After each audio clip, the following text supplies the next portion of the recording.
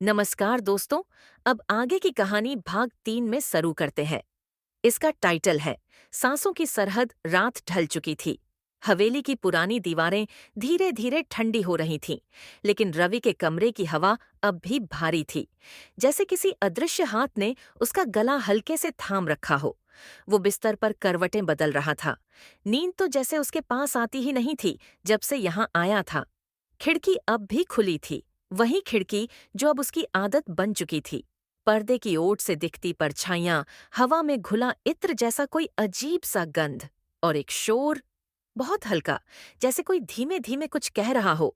या फिर रवि चौंक कर उठा। वो शोर अब थोड़ा साफ सुनाई दे रहा था। हम्म। हाँ। उफ।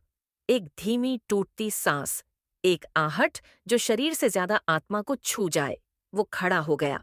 उसके कदम बिना आवाज किए खिड़की की ओर बढ़े। उसकी सांसें उसके ही कानों में बहुत तेज सुनाई दे रही थीं।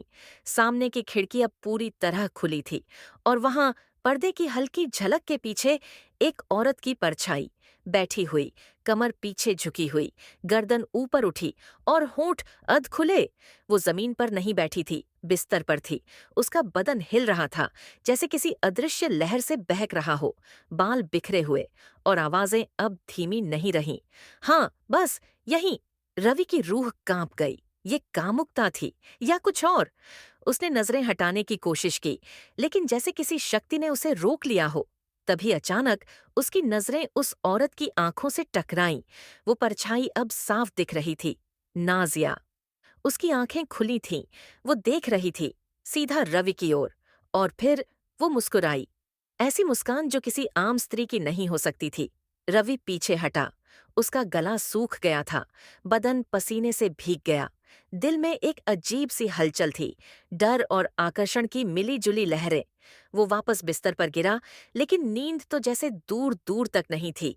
सुबह जब उसकी आंखें खुलीं तो सूरज अपनी रोशनी कमरे में डाल रहा था, लेकिन उस रात का अंधेरा अब भी रवि की नसों में दौड़ रहा था। वो बाथरूम गया, नहा लिया, लेकिन बदन पर अब भी वो खिंचाव था, जैसे कोई अदृश्य उंगलियां अब भी उसकी पीठ पर चल रही हो। नीचे जाने का मन नहीं था, लेकिन भूख ने मजबूर कर दिया। रसोई घर में नाजिया पहले से थी। लाल रंग की साड़ी, बाल खुले, और होठों पर वही मंद मुस्कान। नींद ठीक से आई? उसने बिना देखे पूछा। रवि ने झूठ बोला, हाँ, थोड़ी टूटी फूटी। उसने देखा, नाजिया की नजर सीधे उसकी गर्दन पर थी, जहां पसीने की हल्की सी रेखा अब भी चमक रही थी। तुम बहुत जल्दी पसीना पसीना हो जाते हो, उसने कहा। अभी तो गर्मी आई भी नहीं है। रवि झेंप गया।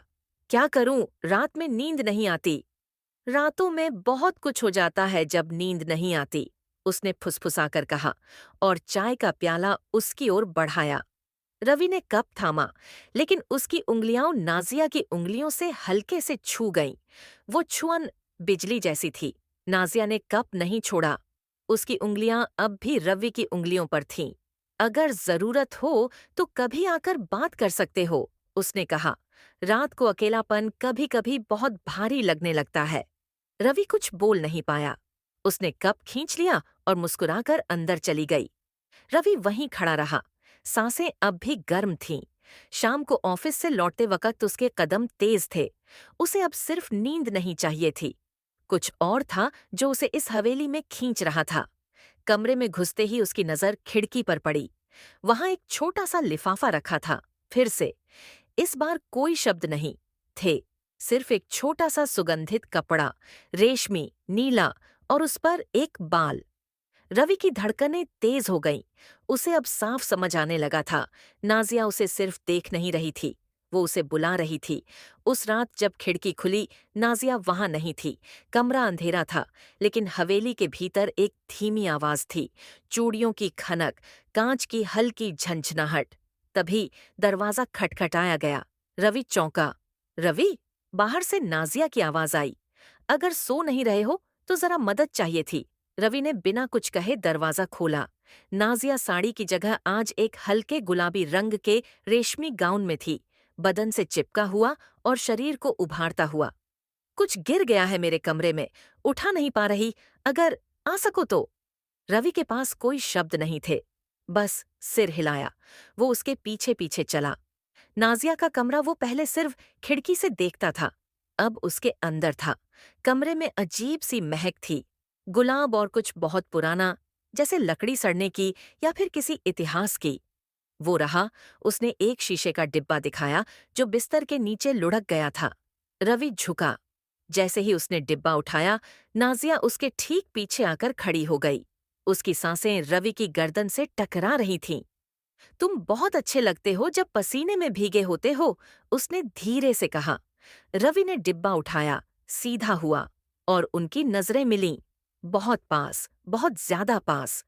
उसके हाथ अपने आप नाजिया की कमर के करीब पहुंच गए, लेकिन फिर रुक गए। नाजिया मुस्कुराई। तुम अब तक बहुत संयमी रहे हो, उसने कहा, लेकिन तुम्हारी आंखें वो सब कह देती हैं जो जुबान नहीं कहती। रवि की उंगलियां अब भी हवा में ठहरी थीं, और तभी नाजिया ने अपना हाथ उसकी छाती पर रखा। तुम्हें क्या लगता है रवि? उसने पूछा। क्या हर औरत जो अकेली रहती है, वो अकेली होती है? रवि कुछ कहने ही वाला था कि कमरे की बत्ती फड़फड़ाई, और फिर गुल। एक पल को सन्नाटा छा गया। फिर कुछ ठंडा रवि की गर्दन पर बहा।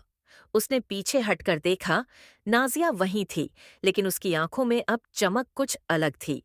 तुमने मेरे कमरे में कदम रखा है रवि। उसकी